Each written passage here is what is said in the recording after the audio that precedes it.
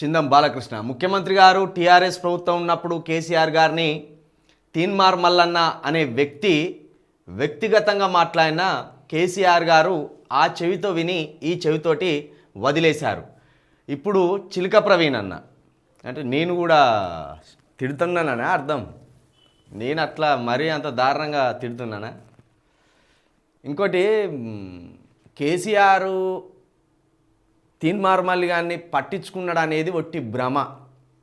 అసలు తీన్మార్ మల్లన్న అనే ఒక పర్సనాలిటీని కేసీఆర్ కావచ్చు, కేటీఆర్ కావచ్చు, హరీష్ రావు కావచ్చు, అసలు బీఆర్ఎస్ పార్టీయే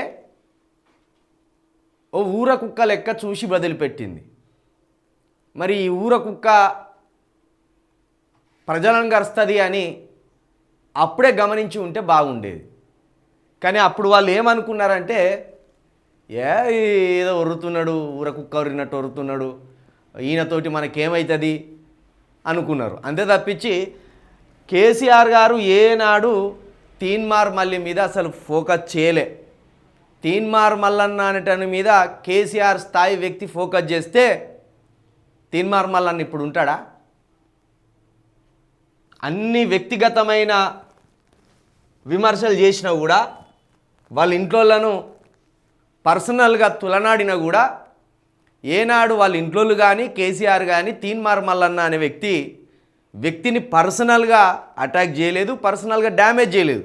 కానీ తీన్మార్ మల్లన్న అనే వ్యక్తి కేసీఆర్ కుటుంబాన్ని పర్సనల్గా టార్గెట్ చేసిండు, వ్యక్తిగతంగా కూడా కించపరిచిండు, వాళ్ళ క్యారెక్టర్లను హననం చేసిండు, బజార్లో వాళ్ళను చాలా హీనంగా తులనాడిండు.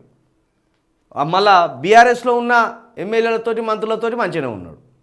కాబట్టి కేసీఆర్ గారు ఎప్పుడు కూడా తీన్మార్ మల్లన్న అనే వ్యక్తిని కనీసం ఇట్లా అరే ఎవరో కుక్క మొరుగుతుంది కదా, ఈ కుక్కను ఎల్లగొడదాం, ఈ కుక్క ఎందుకు మొరుగుతుంది, ఈ కుక్కను ఎల్లగొడదాం అనే ఆలోచన కూడా చేయలేనాడు. చేస్తే ఉండకపో మల్లన్న అనే ఒక క్యారెక్టరే ఈ భూమి మీద ఉండకపో.